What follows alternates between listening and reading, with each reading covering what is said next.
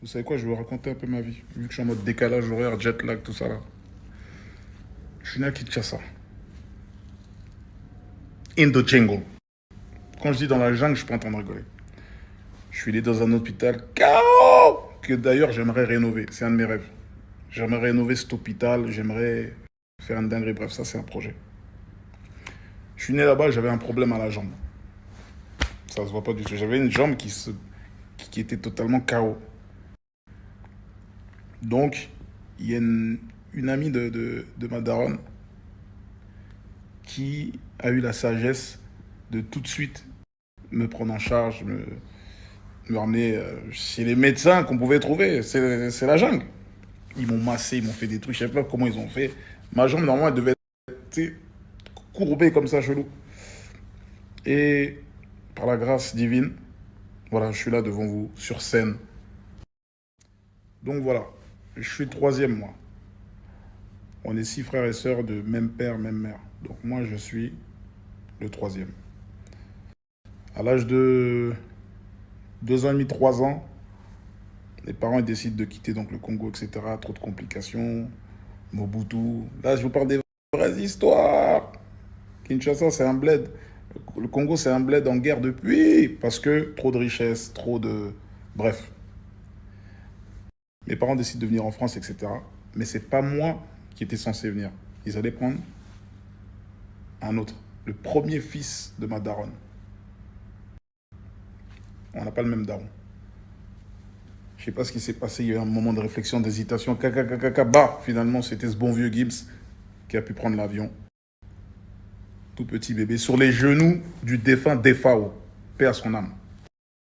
Donc on arrive en France, les années 90. Dinguerie. Moi j'ai très peu de souvenirs. On est en galère, pas de maison, etc. Au début ça va à l'hôtel, mais avec des billets froissés du bled. Donc il n'y a pas de quoi tenir.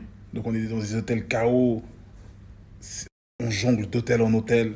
Le daron il fait comme il peut, la daronne elle fait comme elle peut. Finalement, ils décident de nous placer dans une famille d'accueil, des sortes d'internat. Donc on va là-bas, j'arrive, je découvre de nouveau. C'est la première fois que je vois des débats tout même, tu vois pas, c'est choquant. Donc on est là avec les frères et sœurs, on reste là-bas quelques années, on apprend plein de choses. J'ai plein de super souvenirs. Pour la première fois, je vois E.T., je découvre la télé, je découvre la France. Ensuite, on quitte cette famille d'accueil pour arriver dans Paris Centre, The Art. Je suis à l'école là-bas, je fais toute ma primaire là-bas, ma scolarité là-bas. Ouais, donc la daronne est en train de pleurer, elle me dit, on Lingala, genre, va-t'en, on part, etc. Moi, je suis là, figé, tétanisé, je comprends pas ce qui se passe. Des keufs partout. Il y a des keufs dans un coin là-bas, ils sont en train de frapper à un clé, enfin, c'est pas un clé à moi, mais on était dans ce squat-là, il y a plein de monde, en fait. C'est-à-dire, dans le squat, il était grand, il y avait genre 4 5 pièces. Nous, on occupait une pièce. On était il y avait une pièce et demie. Il y avait un petit local où il y avait un matelas qui prenait tout le local et on dormait tous dessus comme ça. On dormait tous dessus. C'était une dinguerie. Et dans les autres pièces, bah, tu avais d'autres squatteurs. Tu en avais qui faisaient leurs affaires, qui vendaient leur drogue, la coke, etc. C'était vraiment une dinguerie. Et ces squats-là, ce système-là, c'est géré par une tête. Tu as un gars, il est là, il est posé. Il sait que qu'il y a des gens qui arrivent du bled, etc. Lui, son boulot, c'est de les installer. Il prend un billet sur tout le monde. Ça veut dire même ce gars-là, il arrive chaque mois, cac, cac, cac, cac, cac. Oui, il est en mode, vas-y, donnez-moi mon oseille ou sinon vous dégagez d'ici. C'est dans ça que j'ai grandi. J'ai grandi comme ça. Quand je vous dis je viens du Banks, etc., ça ne veut pas dire que je suis un youvois. Non, moi je fais pas le malin, je m'invente pas une fille. J'ai grandi dans le Banks. Je suis un artiste. J'ai toujours été artistique, etc. Mais je suis dans le Banks. Tout comme Bouscapé dans La Cité de Dieu. Il est dans le Banks, mais lui c'est un photographe, il est là, machin. Mais il est dans le Banks. Dans le Banks, il y a toutes sortes de personnes. Il y a des mecs qui sont là, qui vont au front, qui tirent, qui bicravent, machin. T'as des artistes, t'as tout le monde. C'est ça. Donc, voilà. Les huissiers sont là, tout le monde est là. Ils ont déjà tout préparé en bas. Il y a un grand camion. T'as des camions de keufs, etc. Ça veut dire ils sont rentrés dans l'appartement, ils ont fait un carnage, ils ont massé tout le monde. C'est-à-dire même la daronne, en vérité, moi je suis arrivé quand elle était déjà terre pas, genou à terre, mais il l'avait déjà frappé. Il avait déjà frappé, elle est tombée. Donc, ils commencent à sortir toutes les affaires, ils mettent ça dans les camions en bas, etc. Et les affaires qu'ils prennent, ils les mettent dans un camion, ils ramènent ça dans un local, et il faut payer pour récupérer les affaires. Donc, bref, c'est laisse tomber. Donc, nous, ils nous prennent, ils nous ramènent dans un coin, un hôtel pendant quelques jours, c'est la procédure. Et donc, la maison, après, elle est murée, barricadée, etc. Donc, on quitte Zehar. On part dans le 9e arrondissement, dans la 9e zone. Rue Cité de Trévis. Un autre squat au 6e étage. Petit, avec un plafond, c'était bas de plafond, etc. Dedans, on était, laisse tomber. Même système, il y avait une chambre. Ouais, même système, une chambre, matelas, on se met tous dessus. Cette fois, c'était un peu plus petit. Il t'avait, allez, 3 pièces. Tu avais le coin des dealers, etc. Et parfois, tu as des gens de passage. Tu sais, c'est des endroits où tu as du passage. Ça veut dire que c'est des endroits, c'est pas stable. Tu as un mec qui peut te ramener une dinguerie. Combien de bagarres, Bref, donc pendant que je suis à rue Cité de Trévis, donc je suis à l'école, au collège. Là, j'arrive au collège, à Jacques Decour. C'est les années collège. Donc je suis déter, je suis motivé et tout, je suis dégoûté, j'ai quitté Zehar, tous mes potes. Je rencontre d'autres potes de la section dans ce quartier-là, tout le reste, tous les autres. Et donc c'est une nouvelle vie, mais je suis toujours dans un squat. Je suis toujours dans, il y a toujours cette crainte, cette instabilité. Je vais rentrer chez moi, la porte elle va être murée, je vais trouver les. Donc c'est toujours ça. Donc impossible d'avoir une scolarité normale. Impossible d'avoir une scolarité normale. Pourquoi? Parce que les problèmes qui sont à la maison, ils sont trop, c'est trop compliqué. Je peux pas arriver avec des devoirs. Là, il y a le théorème de Pythagore, de Thalès, maman. Mais on essaie déjà de survivre. Quel Pythagore tu nous ramènes là? On veut vivre là. On survit. Donc ce que je craignais a fini par arriver. Je rentre de l'école. Là, c'est carrément. C'est-à-dire là, ils sont allés à une vitesse. C'est-à-dire que là, je ne sais pas ce qui s'est passé, mais je suis arrivé, la porte, elle était, c'est-à-dire blindage. On aurait dit le cérébro dans X-Men. Ça veut dire que dinguerie. Donc j'arrive comme as, plus personne. À cette époque-là, pas de téléphone portable, machin, j'ai rien. Donc je suis là, je traîne en bas. Boum, je croise un des squatteurs qui squattait avec moi, il me raconte la story, tout ça, bah. J'arrive à retrouver la daronne, tout le monde, tout ça. Et là, la daronne, elle a dû déménager, ils sont allés à Drancy.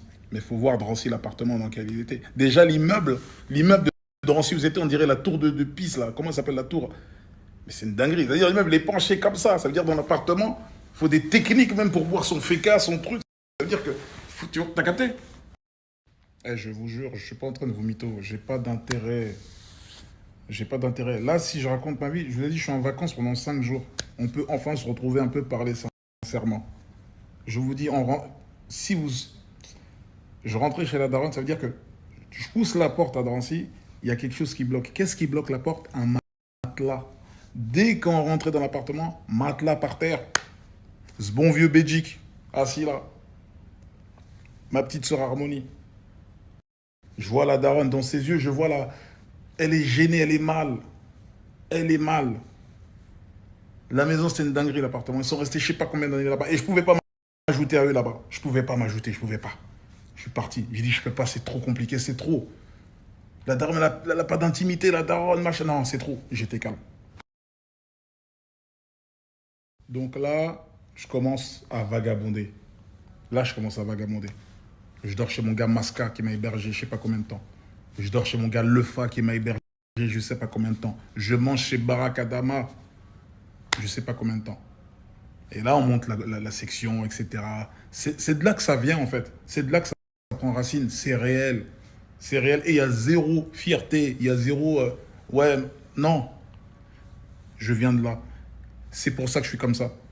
C'est pour ça que je fanfaronne. C'est pour ça que je fais le kéké. Parce on vient de là.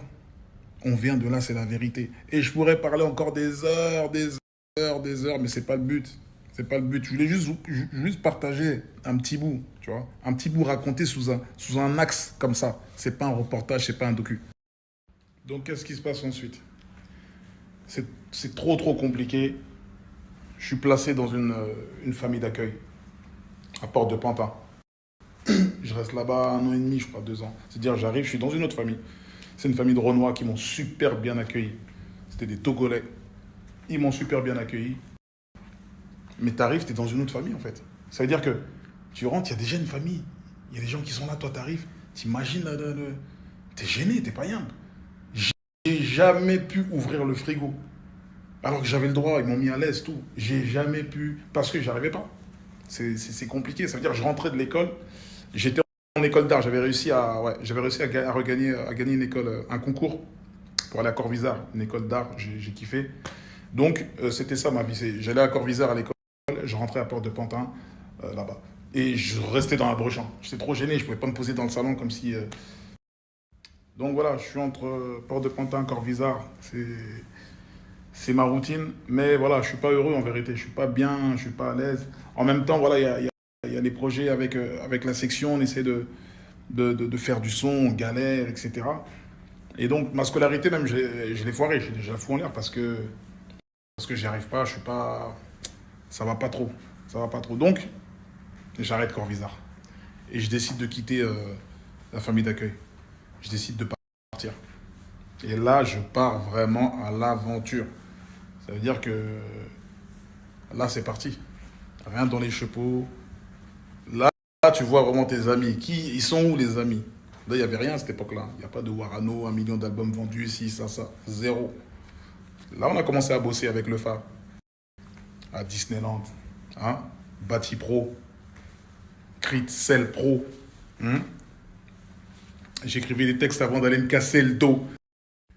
J'ai travaillé chez Disney, Monoprix, Vélib. Les tout premiers Vélib, c'est nous, on changeait les pneus. Vélib, j'ai fait sécurité, j'étais là debout, gardien de nuit. J'ai fait tous les tafs possibles. J'ai fait, laisse tomber. Et en même temps, en parallèle, on faisait nos sons. On a commencé à faire la terre du milieu. On allait à... Comment il s'appelait cette station de métro déjà? Montgalais, je crois. Montgalais. Là-bas, il y avait des magasins où ils vendaient des CD vierges. On achetait des CD vierges là-bas, ça coûtait pas cher.